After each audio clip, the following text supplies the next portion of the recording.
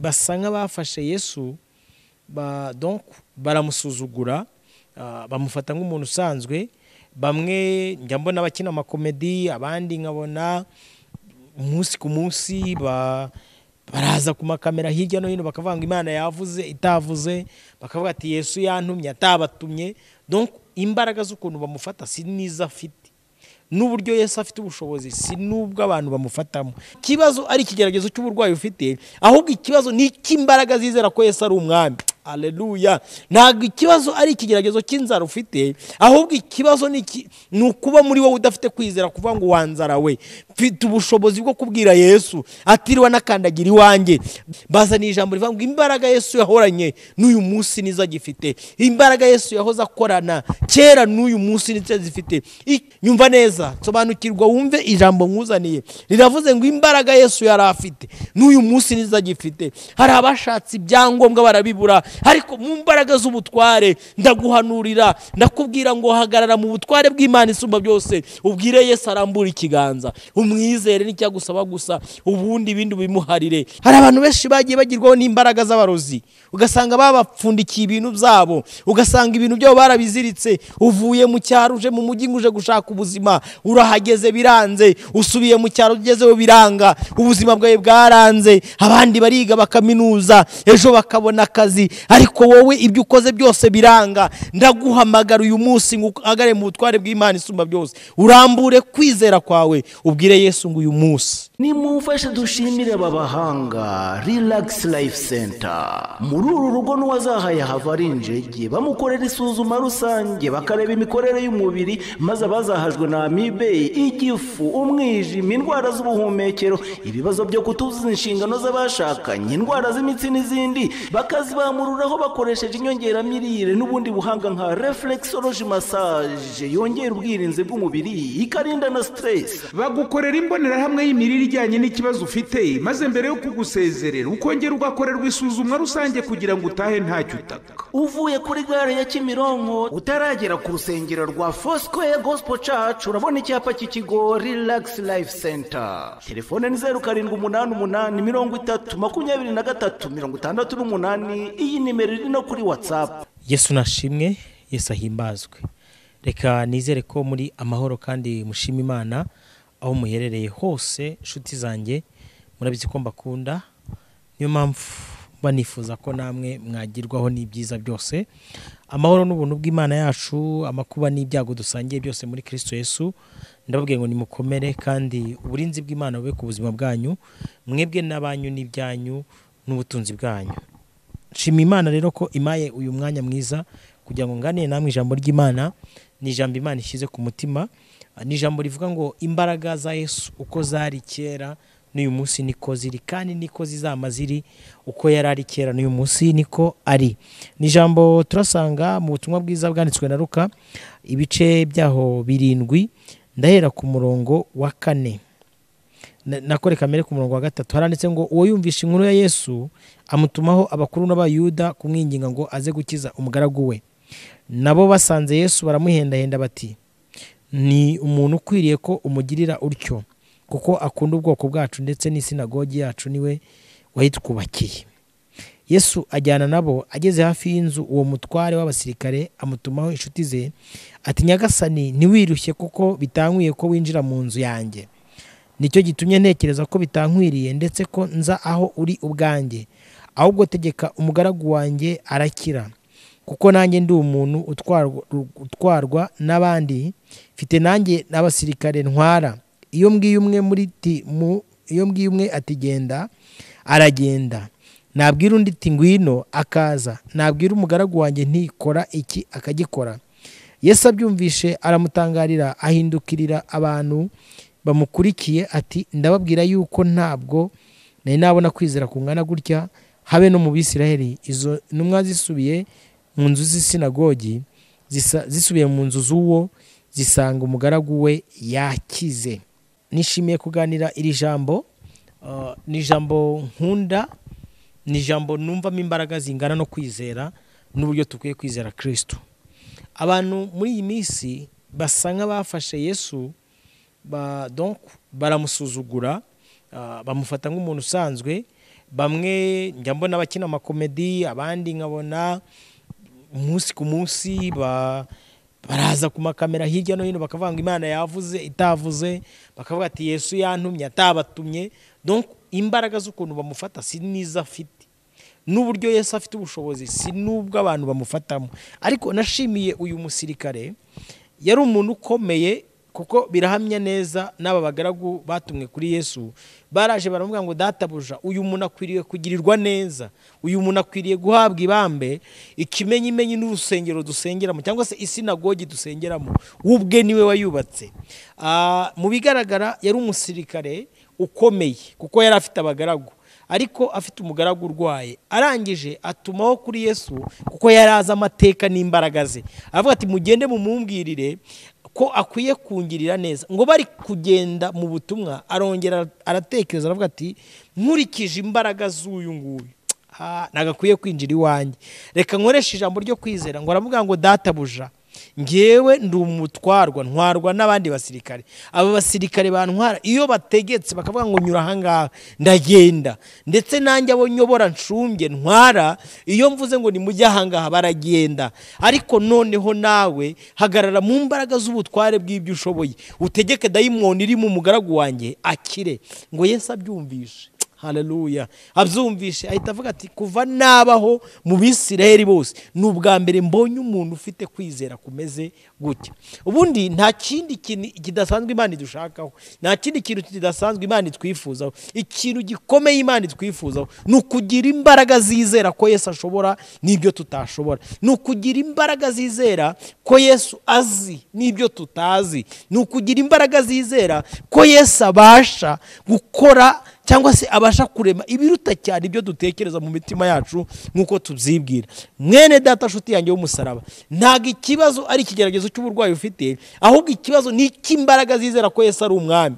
Haleluya. Ntabwo ikibazo ari ikigeragezo cy'inzara ufite, ahubwo ikibazo ni ukuba muri wowe udafite kwizera kuvuga ngo wanzara we, mfite ubushobozi bwo kubwira Yesu atiriwe nakandagira iwanjye, gusa agategeka mu mbaraga z'ubutware bwe. Bazana ijambo rivuga ngo imbaraga Yesu yahoranye n'uyu munsi nizo agifite, imbaraga Yesu yahoze akorana kera n'uyu munsi nizo zifite. Icyo usabwa ni ukwizera.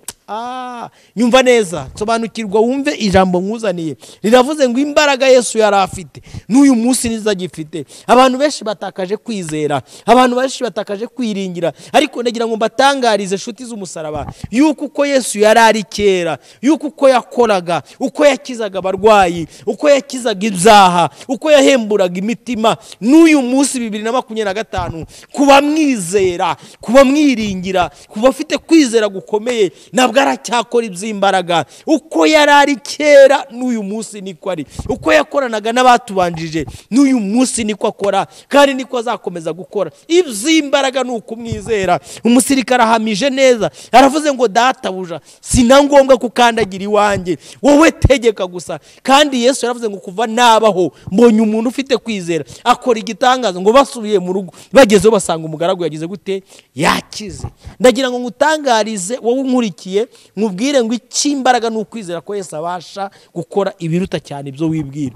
Ushobora kuba uzengerejwe n'ubukene, ukaba uzengerejwe n'inzara, ukaba uzengerejwe no kwambara ubusa, ukaba uzengerejwe n'abagutuka, ukaba uzengerejwe n'abaguhindanya, ukaba uzengerejwe n'ubushomeri. Icy'imbaraga nsaba ku buzima bwawe ni uko wizera ko Yesu ashobora byose. Mubwira, umuhamagara, umubwira ati nubwo ndi umunyabyaha, nubwo utemerewe kuba wakandagira iwanjye, uyu munsi ndakwizeye, uyu munsi ndakwiringiye, mbashije kwiringira yuko ushobora byose. Irukana ubu bushomeri wanjye, irukana ibibazo bingose, irukana aba badayimoni bashaka kusenyera urugo, irukana izi mbaraga zishaka kunyangaza. Uhagarare mu butware bw'Imana isumba byose. Birashoboka ko Yesu nakubona na kwizera, harategeka mu mbaraga z'ubutware ibikuzengereza. Ubu hari abantu bafite intimba n'agahinda, bafite ibigeragezo byinshi bigiye bitandukanye, bahagaze ku musozi w'ubushomeri, bahagarara ku musozi w'ubuzima. Hari abashatse ibyangombwa ibyangombwa barabibura, ariko mu mbaraga z'ubutware ndaguhanurira, ndakubwira ngo hagarara mu butware bw'Imana isumba byose, ubwire Yesu arambura ikiganza, umwizere n'icyagusaba gusa, ubundi ibindi bimuharire. Afite ubutware n'ubushobozi, afite imbaraga zo kubasha gukora ibiruta cyane ibyo wibwira. Icyo mwingingira Imana ni uko umutima wawe wizera, ni uko umutima wawe wiringira, ni uko umutima wawe wemera ko Yesu ashobora byose, nta kimunanira. Njya nkunda kubwira abantu ngo afite imbaraga n'ubushobozi bwo gukurayo n'ibyo abaganga bananiwe gukuraho, afite imbaraga n'ubushobozi byo gukuraho iby'imiryango yananiwe gukuraho, afite imbaraga n'ubushobozi bwo gukiza indwara z'uburyo bwose, afite imbaraga n'ubushobozi bwo gutanga ibyangombwa. Hari umuntu uba warabuze perime agasenga rimwe, agasenga kabiri, agasenga gatatu, ndetse ariko ajya gukora ibizamini bikanga. Ariko uyu munsi ndaguhagararira mu cyuho, ndaguhamagarira Imana isumba byose, mwingingira Uwiteka ngo arambure ikiganza rimwe gusa, ubundi urebe ukuntu biragenda. Ndahagarara mu cyuho mwingingira Imana isumba byose ngo irambure ikiganza ku burwayi. Ndahagarara mu cyuho mwingingira Imana isumba byose ngo ihagarare mu cyuho cyo kukuneshereza ibibazo bikugose, intambara zikugose, uko kwambara ubusa, uko kubura icyo kurya, uko kwangwa n'abantu. Izo mbaraga zose Satani yagugabye ibitero, hagarara mu cyuho cyo kwizera, uvuge ngo databuja mwiza, nubwo udakwiye kuza kurara iwanjye nka Zakayo, nubwo udakwiye kugera iwanjye, ariko ndakwizeye ushobora byose. Ijambo ry'Imana rivuze iki? Riravuze ngo Imana ibasha gukora ibiruta cyane ibyo dusaba, nk'uko imbaraga zayo ziri zikora muri twebwe. Ndagusabira ku Mana nshuti y'umusaraba, ndakwingingira Uhoraho, ndagutegekera ibyakurwanije, ndakwirukanira ibyaguhize, ndakuneshereza ibyakurwanije mu izina rya Yesu Kristo. Uyu munsi uhagarare mu cyuho, ubwire Imana isumba byose, ubwire Imana uti wa mushomeri we, wa mudayimoni wundwanya, wa mudayimoni wumpiga, wa mbaraga wundwanya, ndakwirukana mu izina rya Yesu Kristo. Imana isumba byose ibasha gukora ibiruta cyane. Hari abantu benshi bagiye bagirwaho n'imbaraga z'abarozi, ugasanga babapfundikiye ibintu byabo, ugasanga ibintu byabo barabiziritse. Uvuye mu cyaro uje mu mujyi uje gushaka ubuzima, urahageze biranze, usubiye mu cyaro ugezeho biranga, ubuzima bwawe bwaranze. Abandi bariga bakaminuza, ejo bakabona akazi, ariko wowe ibyo ukoze byose biranga. Ndaguhamagara uyu munsi ngo uhagare mu butware bw'Imana isumba byose, urambure kwizera kwawe, ubwire Yesu ngo uyu munsi hagarika uyu mudayimoni, hagarika izi mbaraga zindwanya. Ubuntu bw'Imana bube ku buzima bwawe. Uyu musirikare yahagaze mu cyuho aravuga ati ndabizi mwigishwa, mfite amakuru yuko ushobora byose, uko ntegeka abasirikare banjye bagahaguruka bakagenda, ariko nawe utegeka abadayimoni bamvire mu mugaragu. Ngo Yesu abibonye afata ijambo rikomeye aravuga ngo mbese muri Isiraheli hari umuntu ufite kwizera nk'umugaragu mbonye? Ese icyo Imana igusaba ni ukuyizera gusa. Icyo Imana igusaba inshuti yanjye ni ukuyiringira gusa, hanyuma ukayibwiza ukuri. Hari abantu benshi batazi gusenga no gusaba Imana. Icyambere ni uguca bugufi, ukemera ko uri umunyantege nkeya, ukemera ko udashoboye, hanyuma Imana ukayinginga, ukavuga ngo mbeshejweho nawe, ngirira neza mubyeyi, nyingingira, ntabara, ndengera, ndaremerewe. Imana ibasha gukora ibiruta cyane ibyo dusaba. Ese nshuti y'umusaraba, ufite ibintu bikugose, ufite intambara ziguhiga hirya no hino, ibyaha birakugose uburyo bwose, ugerageza gukora ikintu cyiza ariko ikibi kikagutanga imbere, umva ijambo rikomeye. Imana iragusaba kuyizera, Imana iragusaba kuyiringira, Imana iragusaba kuganira nayo, Imana iragusaba kwemera byonyine. Nta kindi kintu Yesu adushakaho, ni ukwemera ko ari we ubasha byose. Ese koko wemera ko Yesu ari umwami n'umukiza w'ubugingo bwawe? Uyu munsi abantu benshi bamaze gucika intege, ntabwo bakemera ko Yesu abasha gukora ibiruta cyane ibyo twibwira. Bamwe batangiye kujya gushaka imbaraga, bakajya gucisha ngo kugira ngo babone ubutunzi, Satani nawe akabibahereza. Ariko reka mbabwire nshuti z'umusaraba, Yesu akora ibiruta ibyo Satani yakora. Yesu ashoboye ibyo Satani atashobora, Yesu azi ibyo Satani atazi. Yesu ni umwami, arashoboye. Ndagira ngo mwinginge, kuri we harimo imigisha, kandi imigisha yose yo mu bumana izingiye muri Kristo Yesu. Ntabwo Yesu atanga umugisha ngo yongereho umubabaro. Ariko abantu bose nagiye mbona, nabo naganiye nabo, bagiye gushaka imbaraga z'ubutunzi bagacisha, babahaye condition, utarubahiriza izo condition uyu munsi yarongeye ahubwo asubira bwikube 7 ubukene yari afite. Hari umugabo umwe mu minsi yashize nabonye yajyaga ahagarara ahantu bita Kurara rume, akaza uyu munsi imodoka yaje ejo ntaba ariyo yaje mari guhinduranya, kondisiyo bamuhaye zimunaniye. Nabonye bitameze neza, ariko kumva ukuntu Yesu avuze, aravuze ngo umugisha atanga nta mubabaro yongeraho. Yo nshuti z'umusaraba, reka mvugane n'aba bantu bankurikiye. Uku kwezi kwa gatandatu tugiye kwinjiramo kuzaba ukwezi kuzabera amarira ababyeyi benshi, kuzaba ukwezi kuzabera amarira ababyeyi benshi bari kubura icyo bagaburira abana babo, nta buzima nta cyerekezo. Ariko ijwi ry'Imana rivuganye nanjye, umuntu wese uzerekeza amaso ye akayavana ku nyanja akayatunga Kristo azabona icyo agaburira abana. Umuntu wese uzakura ibitekerezo bye ku bantu, ku bavandimwe, akahanga amaso kuri Kristo, aho abandi bazajya baba baburiye kurira no guhahira wazahabona. Icyo usabwa ni ukwerekeza amaso yawe kuri Kristo. Mugiye kuzabona abana benshi n'ababyeyi benshi babaririra mu maso, babatakira babuze icyo bagaburira. Ariko umuntu uziringira Imana, umuntu uzayizera, Imana izamwambutsa. Umuntu uzayizera, Imana izamwambutsa, kandi muzabibona. Ubu hari abari gutekereza ngo abana bazaba bari ku mashuri, abana bazaba biga ngo bazajya barya mu mashuri. Imana igiye guhagararana n'abantu bayizera. Uku kwezi kwa 6 no kwa 7, uko mubona izuba rya ricana rigacana, ariko Imana izagendana namwe. Imana izabana n'abantu bayizera. Hari abahanuzi benshi b'ibinyoma baza bagahimba ibintu bavuga ngo Imana yababwiye itababwiye. Uku kwezi kwa 6 no kwa 7 abayizera Imana bonyine bazamera nk'uyu musirikare Bibiliya ivuze. Nibo bazajya babona ibyo kurya n'ibyo kwambara n'ibyo bazajya bambuka. Ese nshuti y'umusaraba, wizeye Kristo ko ari umwami n'umukiza w'ubugingo bwawe?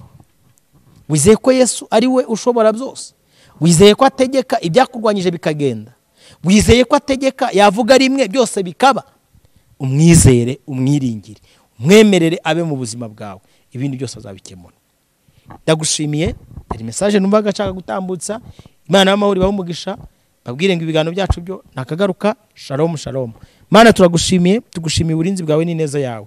Ukomeze ukorana imirimo n'ibitangaza kuba kwizera bose.